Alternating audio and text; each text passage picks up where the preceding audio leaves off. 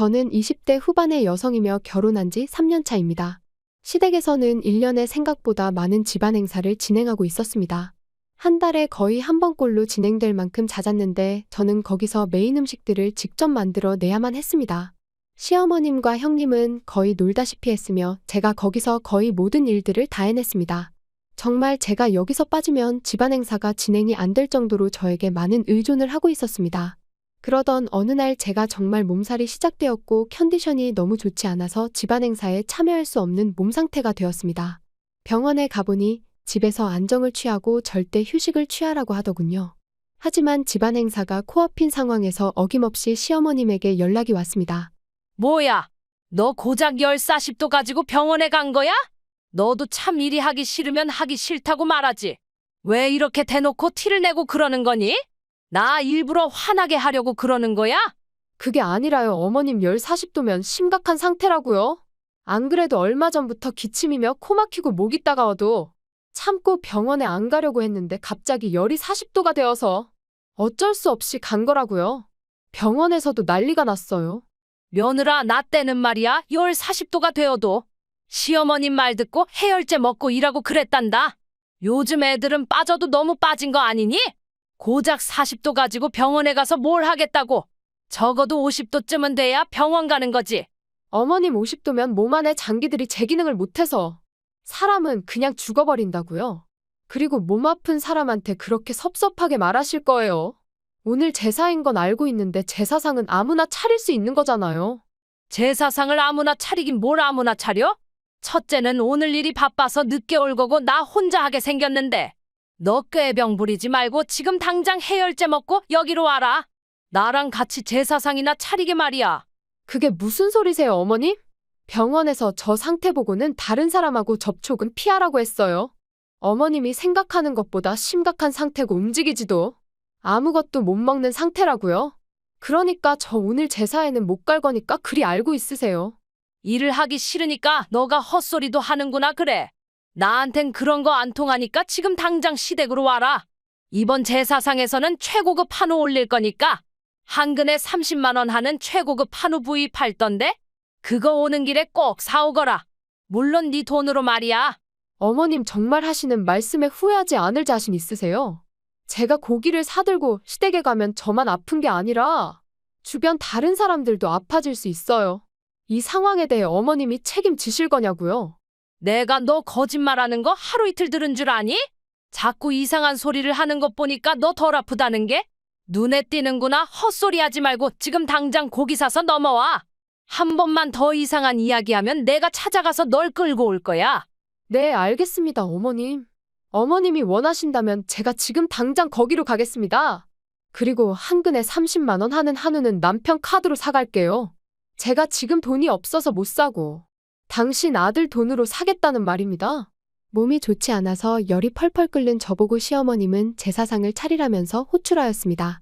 한 근에 30만 원이나 하는 최고급 한우를 사오라는 이야기를 하였고 저는 결국 시어머님 집에 가게 되었습니다. 그들이 원하는 대로 저는 제사 음식을 차려줬고 그 자리에는 제 남편을 포함한 시댁 가족 10명 이상이 있었습니다. 그들 모두 저의 상태를 체크하지 않은 채 제사를 마치고 제가 사온 맛있는 한우를 먹기 바빴습니다. 제가 무슨 병에 걸린지는 안중에도 없었으며 저를 오로지 그 집에 음식하는 사람으로 알고 있더라고요. 저는 사실 이번에 병원에서 코로나 진단을 받았고 고열과 목소리가 심하게 나오지 않는 상황이었습니다. 시댁 사람들과 말이 통하지 않아서 별 이야기를 하지 않았습니다.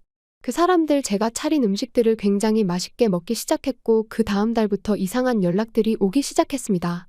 시댁 사람들이 알 수 없는 목 통증과 함께 열이 나기 시작했고 코로나 증상을 보이기 시작했다는 겁니다. 시어머님 저에게 갑자기 연락해서는 화내기 시작하였습니다. 며느라, 나 어제 제사 지낸 이후로 너처럼 몸이 이상하다. 막 열도 나고 목도 따끔거리고 갑자기 그래. 나도 너처럼 병원에 가봐야 할 것 같은데 너 어제 병원 가서 무슨 병 진단 받았니? 어머님, 저 코로나 진단 받았어요. 어머님이 꾀병 부리지 말고 그렇게 오라고 하셔서 저는 말할 새도 없이 고기 사가지고 간 건데 갑자기 무슨 문제라도 생긴 건 거가요? 설마 어머님도 코로나 걸리신 거 아니죠? 나 지금 목이 따끔따끔하고 몸이 불덩이가 되었어. 병원 가보려고 하는데 어디가 좋은 거니? 몸살 걸린 것처럼 몸이 내게 아닌 것 같아. 제발 도와줘라 며느라 나 좀. 어머님 무슨 소리 하시는 거예요? 열이 나면 그냥 해열제 먹고 일하면 되는데 너무 꾀병 부리고 그러시는 거 아니에요? 옛날에는 약 먹고 일하고 그랬다면서요? 요즘에는 왜 이렇게 약해지셔서 그러세요? 너 설마 코로나인 거 알면서도 일부러 우리 집에 온 거니? 그렇게 엄청난 전염병에 걸렸으면 미리 말했으면 내가 빼줬을 거 아니야. 너 때문에 네 시아버지하고 첫째네 다 코로나 걸려서 지금 골골거리고 아무것도 못하고 있다고. 너는 네가 벌인 이 상황에 대해 책임져야 할 거다. 제가 무슨 책임을 집니까? 어머님은 제가 고열이라고 말해도 아픈 척하지 말고 당장 오라고 하셨잖아요? 제가 어디가 아픈지에 대해 관심조차 없었으면서 그런 말씀을 하시는 겁니까? 제가 무슨 병에 걸렸는지 물어나 보셨나요? 코로나 걸려보니까 많이 아프고 그러죠? 아니 그런 상황이면 내가 물어보기 전에 네가 미리 말해야 되는 거 아니니? 너 때문에 가족 몇 명이 고생을 하는 거야 아주. 나도 열 40도 올라가서 아주 죽겠구나 죽겠어? 밥을 먹으려고 해도 목구멍이 아파서 넘어가지도 않고. 너 때문에 이게 뭐야 책임져. 왜 저한테는 해열제 먹으면 낫는다면서요? 어머님도 해열제 먹고 일 좀 하세요. 그럼 나아질 테니. 지금 상태에서 해결할 수 있는 방법은 없습니다. 어머님이 싫어하시는 병원 가서 약 먹고 푹 쉬세요. 그리고 잘 알아두세요. 앞으로 저를 한 번 더 무시하는 짓을 하면 가만히 있지 않을 겁니다. 아이고, 내가 아파 보니까 알겠구나 며느라. 내가 너무 미안하다. 그동안 너가 맨날 아프다고 하길래 이번에는 엄살인 줄 알고 그렇게 이야기했는데 내가 너랑 같은 상황이 되니 알겠구나. 해열제를 먹어도 이거는 열이 떨어진다고 해도 일을 못해 하는 사람은 없을 거야. 금방이라도 죽을 것 같아. 저는 그 상태에서 장도 보고 음식도 하고 다 했습니다. 어머님 덕에 말이죠. 이제는 어머님이 저희 고통을 한번 느껴보셔야 할 건데 괜찮으시겠어요? 아니야. 미안해. 앞으로 내가 할 일은 내가 할게. 그리고 집안 행사에도 웬만하면 모든 일들은 내가 할게. 너를 그동안 내가 너무 무시하고 살았던 것 같아서 미안해. 앞으로 그런 일은 없을 거다. 이건 내 진심이다, 며느라. 그래요. 진심이 그렇다면 앞으로 하는 행동들은 제가 지켜보도록 할게요. 병원 가보시고 약 먹고 빨리 쾌차하시길 바랄게요. 저처럼 말입니다. 코로나에 걸린 시댁 식구들은 골골대면서 저에게 연락하기 시작했고 특히 시어머님은 연락해서는 화내기 시작했습니다. 아무것도 모르는 자신을 코로나에 걸리게 했다는 등 말도 안 되는 이야기를 하길래 제가 그동안 느낀 고통들을 직접 느껴보라고 한마디 하니까 아주 아파서 끙끙 앓더라고요. 시어머님은 이번 사건을 통해 많은 반성을 하였고 저에게 집안 행사에서 집안일을 시키지도 않았습니다. 음식을 사오라는 이야기도 없었고 자기가 모든 것들을 해결하겠다고 밝혔습니다. 한 번의 사건이 저의 시집살이를 완전히 벗어날 수 있게 만들어줬습니다.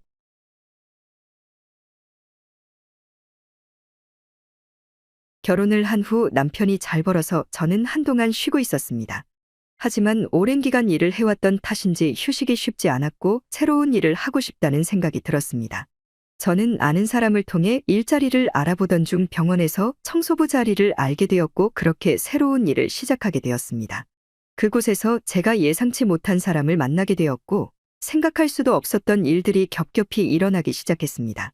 당황할 새도 없이 연락이 쏟아지기 시작했습니다. 형님 얼마 전에 제가 본 것 같은데? 제가 잘못 본 거 아니죠? 제가 다니고 있는 병원에서 청소하는 것 같던데. 형님 맞으신 거예요? 남이 싼똥이나 치우고 그런 일 하는 거 아니죠? 맞게 본 거야, 동서. 나 얼마 전에 병원에 취업해서 관리하는 일 하고 있어. 거기에 청소도 포함되어 있는 거고. 아이 낳고 오래간만에 일을 시작해서 그런지 나한테는 너무 보람차고 행복한 일이라고 생각해. 병원에서 만나면 서로 인사나 하자고. 나는 동서 보면 너무 반가워질 것 같다. 네? 거기가 어디라고 형님은 저한테 인사를 해요? 형님이 인사하면 주변에서 난리가 날 거 아니에요?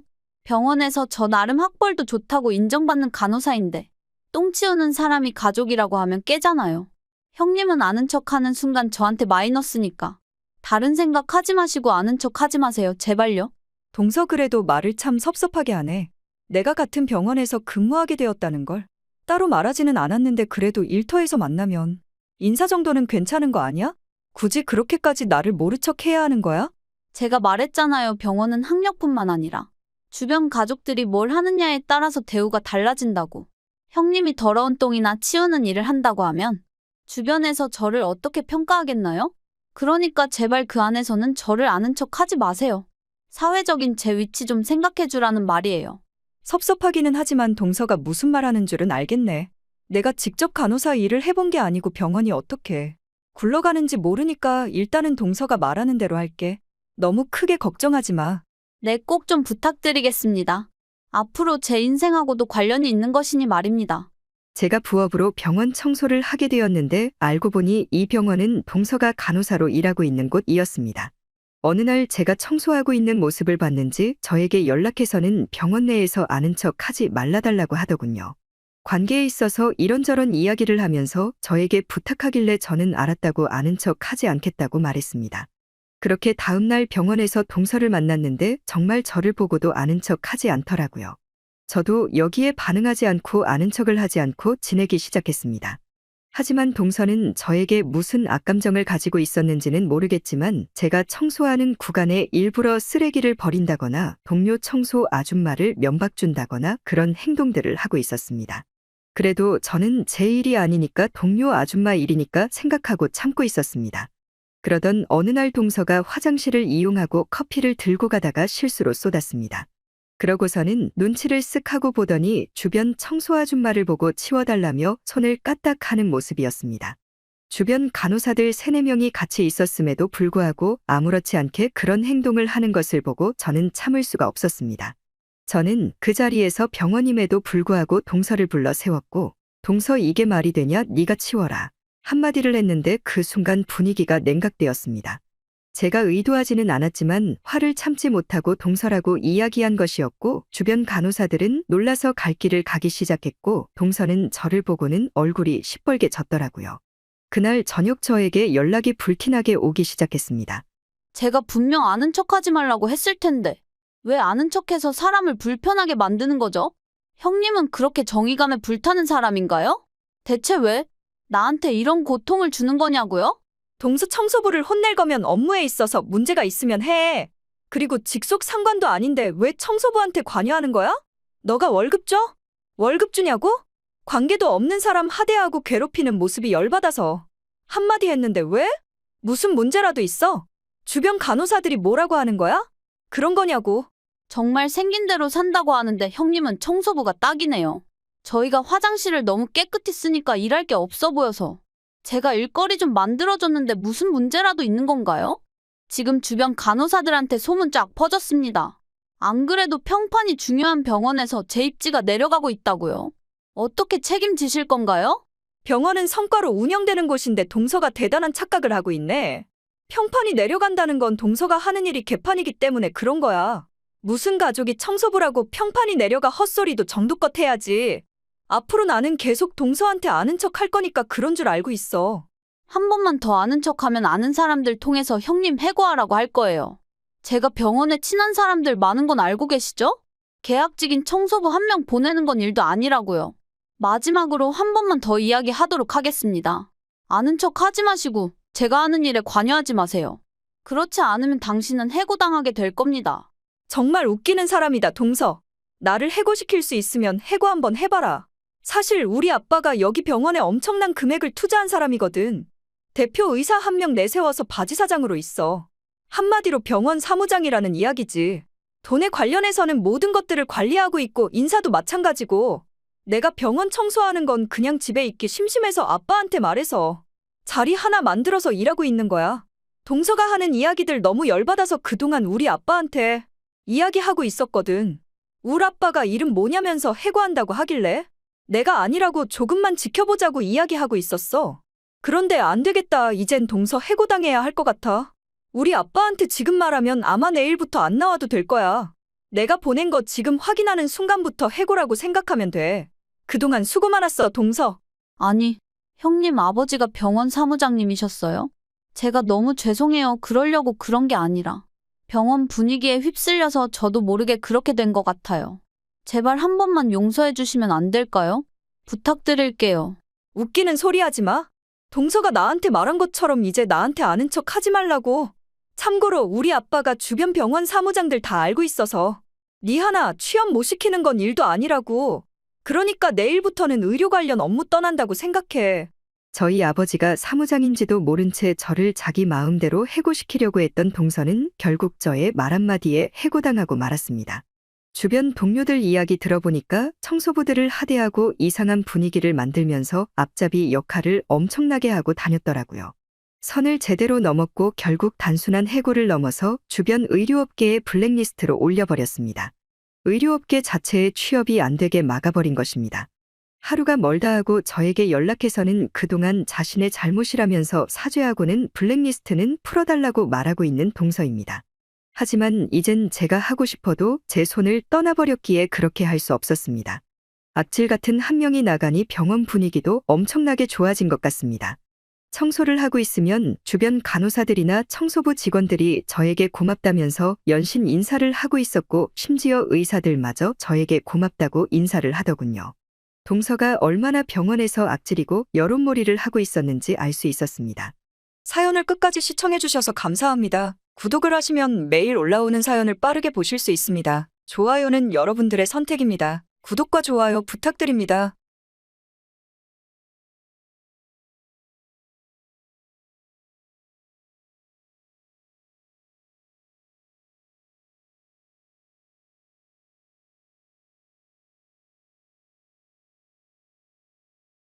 우리 엄마가 자기를 너무 만나고 싶어 하셔.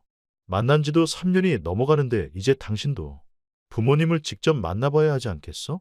내가 연락처 줄 테니까 한번 만나봐라. 응? 어머님을 내가 직접 만나라고. 당신하고 같이 만나고 그럼 안 될까? 나 조금은 부담스럽고 그런데 말이야. 당신이 중간에서 분위기도 풀어주고 도와줘라. 나도 그러고는 싶은데 우리 엄마가 싫다고 하셔. 자기랑 단둘이 만나서 하고 싶은 이야기가 있나 봐. 이번 기회에 우리 엄마 만나서 점수도 따고 좀 해봐. 앞으로 우리 결혼하고 아이도 가질 건데. 예비 시어머님한테 잘 보여서 나쁠 거 없잖아? 그렇지? 그렇긴 한데 안 그래도 불편한 분을 단둘이 만나는 게 조금 어려워서 그렇지. 뭐 어머님이 단둘이 보고 싶다면 내가 용기 내서 먼저 연락하고 만나보도록 할게. 어머님 연락처 나한테 좀 보내줄래? 이번 주 중으로 연락해서 한번 찾아뵈야겠다. 남자친구는 자기 엄마를 직접 만나보라고 하길래 저는 직접 만나는 자리를 가졌습니다. 어머님은 저에게 자기가 항공권을 지원해 줄 테니 뜬금없이 저에게 단둘이 여행을 가자고 하더라고요. 저는 남자친구와 결혼을 전제로 만나고 있었기에 어머님에게 잘 보여야겠다는 생각이 들었고 흔쾌히 수락하였습니다. 미국으로 떠난 해외여행에서는 제가 생각했던 방향으로 흘러가지 않았고 어머님의 폭탄 발표에 저는 굉장히 당혹스럽게 만들었습니다. 너는 지금 숙소에서 자고 있겠구나. 미안하지만 나 먼저 한국으로 가려고 한다. 너 혼자 뉴욕에서 남아서 고생 좀 해라. 내가 너를 여기 데려온 이유는 상황 대처 능력이 얼마나 좋은지 테스트하기 위해서야. 핸드폰 울리는 덕에 갑자기 깼습니다. 아니 어머님 돈도 안 남겨두고 숙소를 떠난 건가요? 너무하다고 생각하는데. 둘이 같이 여행을 갔으면 집에도 같이 가야죠. 그런데 혼자서 먼저 떠나는 이유가 뭔가요? 내가 방금 말하지 않았니? 이번 여행을 너와 내가 단둘이 간 이유는 너가 얼마나 상황 대처 능력이 뛰어난지 테스트하기 위해서란다. 결혼 생활을 하다 보면 분명 위기의 순간이 생겨. 지금과 같은 상황을 너가 얼마나 잘 대처하는지 보는 거지. 솔직히 말하면 너가 우리 아들보다 학벌도 딸리잖아. 집안 사정으로 중학교 졸업하고 검정고시 보고 일 시작한 너가 영어를 할 수 있을 거라고 생각 안 해. 그런 상황에서 어떻게 너가 한국으로 돌아오는지 볼 거야. 돈 한 푼도 없는 너가 말이야. 요즘 시대가 어느 때인데 이렇게 테스트를 하나요? 그냥 하나하나 물어보면 제가 대답해 줄 것을. 이런 식으로 하는 거는 너무 하시는 거 아닌가요? 이 넓은 뉴욕 땅에서 어떻게 살아남으라고요? 그걸 너가 알아서 하는 거지. 솔직히 말하면 너희 집안 돈도 없잖아. 그럼 중졸에 영어도 못하는 네가 한국으로 돌아올 수 있겠어? 너희 부모님도 돈도 없으니까 너는 한국으로 돌아오기 힘들겠지. 네 비행기 티켓도 내가 따로 갖고 있단다. 너가 알아서 구해서 돌아와야 되는 거야. 그럼 지금 어머님은 어디신가요? 비행기 탑승까지 12시간 정도 남았다고 생각하는데 설마 주변에서 마사지라도 받고 계시는 건가요? 나는 지금 혼자서 명품관 돌아다니면서 쇼핑 중에 있지. 한국에서 팔지 않는 한정판 명품이 여기서 판매를 해서 좀 찾아보고 있단다. 너가 사줄 것도 아닌데 왜 물어보니? 나는 12시간 후에 한국행 비행기를 탑승해서 갈 거니까 너는 앞으로 네 살아갈 길이나 고민하고 생각하거라. 그래요. 뉴욕에서 제가 혼자서 한번 살아남아 보겠습니다. 어머님이 저를 무시해도 단단히 무시하는 것 같은데 이번 기회를 통해 한번 보여드릴게요. 제가 얼마나 강한 깡따구를 가지고 있는지 말이죠. 예비 시어머님은 제가 어떤 사람인지 테스트하기 위해 외국까지 나와서 저를 버리고 도망가겠다는 계획을 세웠습니다. 정말 제가 중졸의 영어도 못하고 돈도 없고 실력도 없을 거라고 생각하는 듯 보였습니다. 일부 내용들은 어느 정도 사실이었지만 저희 부모님이 굉장한 분들이었습니다. 국내 메이저 항공사에서 근무하면서 꽤나 높은 직급을 갖고 있는 분들이셨고 사회적인 지위도 굉장히 높은 분들이었습니다. 한국으로 향하는 항공권 하나 못 구할 정도도 아니었다는 이야기였습니다. 하지만 저는 남자친구와 예비 시어머님 측에게 모든 패를 오픈하지 않았습니다. 저를 인간적으로 오로지 좋아하는 사람과 결혼을 하고 싶은 마음이 컸거든요. 하지만 예비 시어머님은 저희 위기 대처 능력을 보겠다면서 말도 안 되는 제안을 하셨고 저는 이내 마지막 패를 꺼낼 때가 되었다고 생각했습니다. 예비 시어머님은 헛소리 연락을 받고 저는 바로 부모님에게 연락했습니다.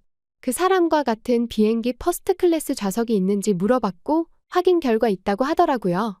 본래 당일 항공권 구매는 힘들고 어려웠지만 해당 항공사에서 꽤나 높은 직급에 있는 부모님 덕에 가능했습니다. 그렇게 퍼스트 클래스 좌석은 해결하였고 곧바로 부모님에게 저희 위치를 말한 후 택시를 요청하였습니다. 사실 제가 영어를 굉장히 못했거든요. 저는 잘난 부모님 덕에 모든 위기 상황을 해결하였고 비행기 시간이 다가올 때쯤 예비 시어머님에게 연락했습니다. 어머님 지금 어디 계신가요? 조금 있으면 비행기 출발할 시간인데 아직까지 쇼핑을 하고 계시는 건 아니죠? 너가 그걸 물어보는 이유가 뭐니? 너 이제 숙소에서 쫓겨나서 아무것도 못하고 있는 거 아냐? 내 위치 신경 쓰지 말고 너나 잘해라, 이 녀석아. 전 비행기 시간 거의 다 되어서 지금 공항에 막 도착해서 탑승 기다리고 있거든요. 괜찮으면 어머님 만나서 식사도 하고 그러려고 하는데 지금 어디 쓰세요? 위치 말하시면 제가 찾아갈게요. 뭐? 너가 비행기에 탑승한다고? 나 지금 탑승 수속 진행하려고 기다리고 있단다. 설마 너 나한테 거짓말하고 그러는 거 아니지? 그럼 아주 혼쭐이 날 거야. 아, 탑승 수속 기다리고 계시구나. 저는 공항 도착하자마자 항공사 직원들이 알아서 짐 챙겨가서 처리해 주시더라고요. 얼마나 감동이고 호화스러운지 모르겠어요. 어머님 설마 이코노미석 타고 그러는 거 아니죠? 저는 여유가 있어서 퍼스트 클래스로 끊었습니다. 뭐? 너가 퍼스트 클래스로 끊었다고? 돈 한 푼도 없는 네가 무슨 퍼스트 클래스야? 한국으로 나오면 다행인 거지, 이놈이 길바닥에. 어디 주저앉아서 거짓말을 하는구나. 비행기도 같은 시간으로 예약했으니까 직접 만나서 이야기하면 되겠네요. 이코노미석이랑 퍼스트 클래스는 구간부터 다르던데 설마 만날 수 없거나 그런 건 아니죠? 필요하면 제가 승무원한테 말해서 어머님 불러오라고 말할게요. 승무원 안내에 따라서 저한테 잠깐 오세요. 그리고 무릎 꿇고 사과하세요. 그럼 한번 봐드릴 테니까. 뭐야? 너 정말이었니? 내가 생각했던 것보다 정말 대단한 아이였구나. 너는 우리 집 며느리로 합격되었으니 앞으로 결혼에 관련된 모든 것들을 진행하자꾸나. 우리 아들의 아내로 아주 적합하구나. 오늘 있었던 일은 내가 무례했다면 사과하겠구나. 우리 같이 한국으로 돌아가서 미래를 약속하자. 너는 나의 영원한 새며느리가 되는 거지. 뉴욕 한가운데서 저를 버리고 간 예비 시어머니를 퍼스트 클래스석에 누운 채로 만날 수 있었습니다. 누워서 스테이크를 썰고 있는데 저기 먼 곳에서 명품 가방을 하나 걸치고 저에게 걸어오더라고요. 그러면서 자기가 이번 여행에서 저에게 주기 위해 샀다면서 전달하길래 그 자리에서 그 가방을 던져버렸습니다. 그러자 무릎을 꿇고 자기가 잘못했다고 빌기 시작하였습니다. 저의 위기 대처 능력보다는 이번 기회를 통해 저희 집안의 위대함을 알아차려 버린 것이었습니다. 하지만 저는 이번 일을 통해 이 사람은 아니라는 것을 확실히 깨달았습니다.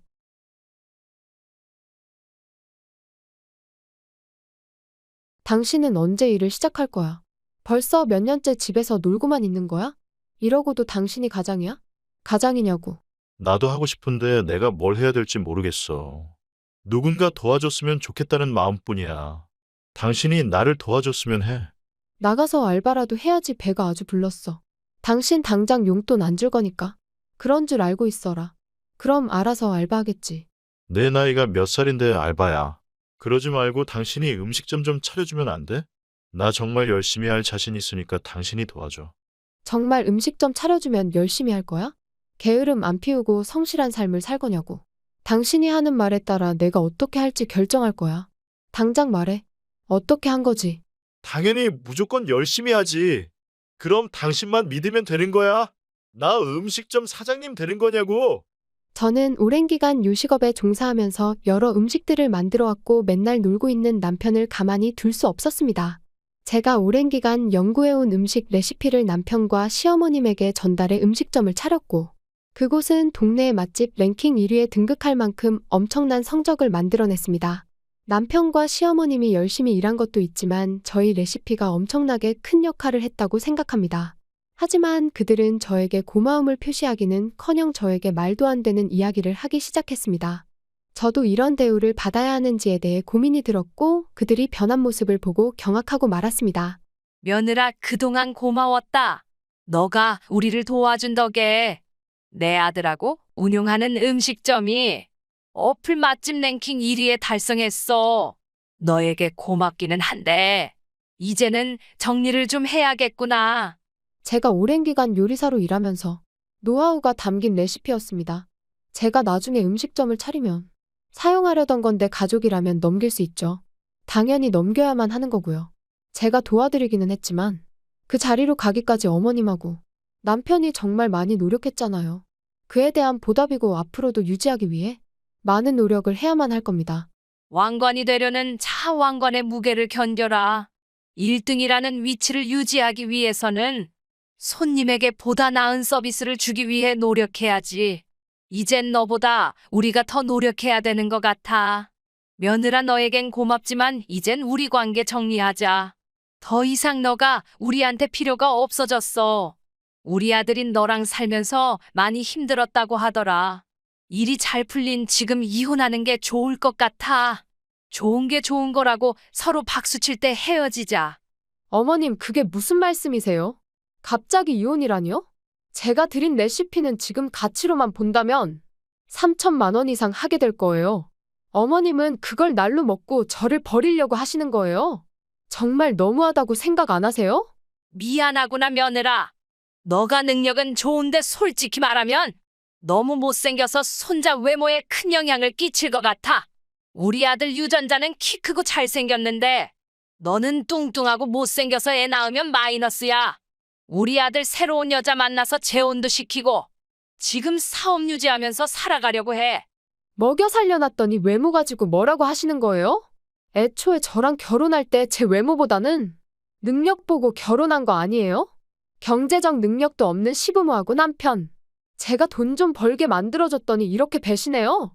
솔직히 말해서 지금 음식점 하기 전에 맨날 집에서 잠만 자고 돈벌이도 못했잖아요. 사람 구실도 못하는 녀석을 제가 키워줬는데 이렇게 내친다는 말씀이신가요? 너한테는 미안하지만 지금 상황이 그래? 덕분에 우리 집안이 금전적으로 여유가 생겼는데 이젠 손주도 봐야 하는데 너가 너무 못생겼잖아. 요즘 외모가 경쟁력인데 너 때문에 경쟁력이 떨어져. 냉정하다고 생각하지 말고 너도 외모 좀 가꾸거라. 뭐요? 지금 하고 싶은 말 다 한 건가요? 지금까지 한 말에 대해 후회하지 않을 자신 있죠? 저는 배신한 사람들을 지구 끝까지 찾아가서 복수하고 그럴 겁니다. 지금 저를 버리면 각오하셔야 될 겁니다. 네 레시피도 다 받았고 음식점 리뷰도 좋아서 매출도 유지가 되고 있는데 네가 무슨 손을 쓰려고 그래? 넌 별로 도움이 안 돼. 할 수 있으면 한번 해보도록 해봐라. 아마 네가 원하는 대로 안 될걸? 그럼 어머님이 원하는 대로 이혼하도록 하죠. 그리고 기대하세요. 제가 어떻게 당신 집안을 조질지 말입니다. 크게 후회하게 될 겁니다. 네가 없어도 우리 고객들은 가게를 믿고 있어. 너는 모르겠지만 가게 장사는 맛도 맛이지만 친절함으로 승부해서 절대 망할 일 없다고. 너가 알아서 하거라. 백수 남편 음식점 차려서 돈 벌게 해줬더니 제 외모를 들먹이면서 이혼하라는 시어머님. 아무리 이야기해도 자기들 이세 외모가 못생기면 안 된다고 하면서 저에게 한마디 하길래 결국 저도 복수를 감행하게 되었습니다. 이 사람들이 가장 두려워하는 게 지금 하고 있는 음식점이 망하는 것이었고, 저는 오랜 기간 요식업에 있다 보니 어떤 식으로 망하게 만들지에 대해 방법을 알고 있었습니다. 저는 이 사람들과 이혼을 한 후 가장 먼저 남편이 운영하는 지역 주변의 상권을 분석하기 시작했고, 같은 업종의 레시피를 가진 음식점을 차렸습니다. 그들과 같은 음식을 팔면서 새로운 레시피를 만들어서 차별화를 두기 시작하였고, 불과 3달 만에 맛집 랭킹 10위권 안에 들어오게 되었습니다. 하지만 남편 가게는 계속 1위를 유지하고 있었고, 저는 결국 업체를 이용해서 악성적인 리뷰 테러를 진행하였습니다. 말 그대로 가게 리뷰에 대한 평가를 저평가하여 가게의 랭킹을 낮추면서 좋지 않은 여론을 형성하는 것이었습니다. 또한 음식점이 위생 문제로 식약처 신고를 받은 결과 영업정지를 맞이하게 되었습니다. 몇 주 동안 영업을 하지 못하다 보니 자연스럽게 랭킹은 내려가기 시작했고, 저는 그 사람들에게 연락하였습니다. 아줌마 보셨나요? 당신네 가게들 랭킹 떨어지는 소리 말입니다. 내가 말했잖아요. 처음부터 까불지 말라고. 왜 전문가한테 까불고 그래? 어떻게 살림살이 좀 나아지셨어요? 아니, 어떻게 우리한테 이럴 수가 있어, 며느라. 그러지 말고 다시 우리 집에 들어와서 도와줄 수 없니? 요즘 계속 신고를 당하고 평가도 안 좋아서 너의 컨설팅이 필요하겠구나. 제발 부탁이다. 랑세랑세 음식점이라고 들어봤어요? 거기가 메뉴도 비슷하고 동네 맛집 랭킹 1위던데. 그 가게가 바로 저희 가게입니다. 당신네가 그렇게 자신하길래 비슷한 가게를 내서 아줌마 가게를 나락으로 보내버렸죠. 뭐야? 랑세랑세 음식점이 네 가게였니? 어쩐지 음식이 우리랑 비슷해 보이던데. 설마? 악성 손님들도 너가 보낸 거니? 아니지? 내가 보냈다면 어쩔 건데요? 그것보다 위생관리 못해서 영업정지 당한 게 큰 잘못 아닌가요? 왜 제 잘못처럼 이야기하죠? 다시 영업한다고 해도 전처럼 돈 벌기 힘들 거예요. 제가 이미 자리를 잡아둔 상황이고, 그 음식점 동네 소문이 너무 안 좋거든요. 사업 접고 제 가게에서 알바나 하세요. 그러지 말고 제발 우리랑 다시 합치자, 며느라. 우리 그동안 많이 좋고 행복했잖아. 새롭게 다시 시작해보도록 하자, 부탁이다. 못생긴 사람이랑 다시 살아서 뭐해? 그냥 연락하지 말고 알아서 하세요. 제가 그 사람들에게 복수하기 위해 차린 음식점은 그 동네 랭킹 1위를 달성하였고, 영업정지 후 다시 영업을 시작한 그 가게는 결국 쫄딱 망해버렸습니다. 제가 운영하는 가게가 완벽한 대체제가 되면서 손님들을 완벽히 흡수해버렸거든요. 뒤늦게 저에게 다시 합치자는 헛소리를 하길래 저는 정중히 거절하였습니다.